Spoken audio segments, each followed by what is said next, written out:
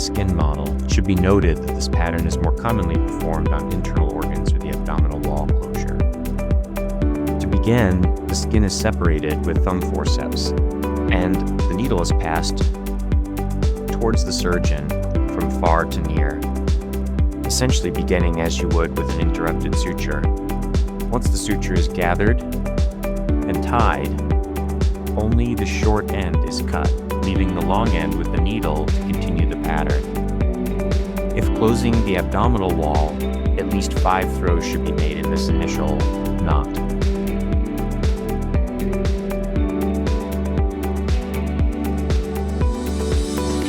For a right-handed surgeon, a continuous pattern should be performed from right to left. For a left-handed surgeon, it would be in the opposite direction.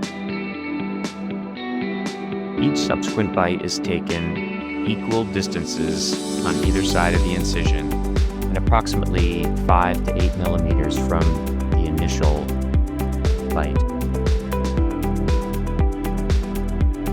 Note that I'm avoiding using my thumb forceps to pinch or grasp the skin, rather using them to bolster gently while the needle is placed. Similarly, the needle is grasped from the tissue using the needle holders rather than the fingers, which could cause glove puncture. The suture is tightened by pulling on the long end of the strand each time one of the passes across the incision is completed. Now that we've reached the end of our incision, we're going to tie the suture. I'm going to take one last pass across the incision and pull up the loop on the opposite side to allow me to tie the loop to the long end of the suture. As the suture is wrapped around the long end, the loop is grasped with the needle holders and pulled across as when performing a standard knot. Each time that the loop is pulled, the needle holder should be opened carefully and allowed to pull on both sides of the loop, rather than grasping the loop, which may end up pulling on only one side of the loop suture. 5 to 6 throws are completed if suturing the abdominal wall, but a standard 4 throws are sufficient when closing an abdominal organ or the skin.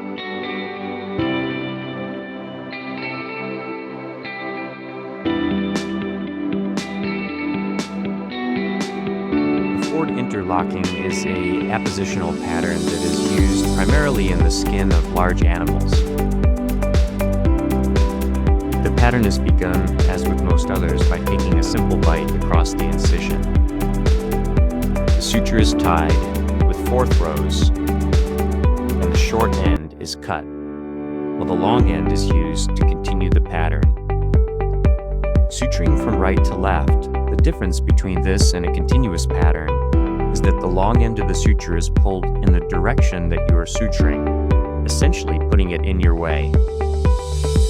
Now, with each pass across the incision, you create a loop, and the needle is pulled up within this loop, causing an interlock with each pass across the incision.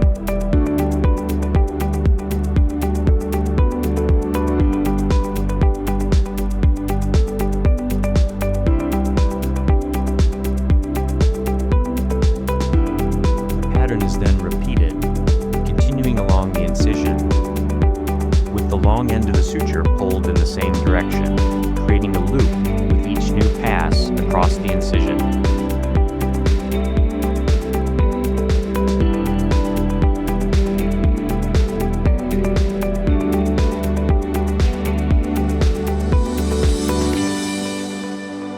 To end the pattern, I like to reverse the direction of the needle and pass directly across the incision, creating a loop that can be used to tie and maintaining the symmetry of the pattern. A total of 4 throws are completed, paying attention to open the needle holder that's holding the loop each time that it's tightened. This technique creates symmetrical tension on the loop, creating a secure knot.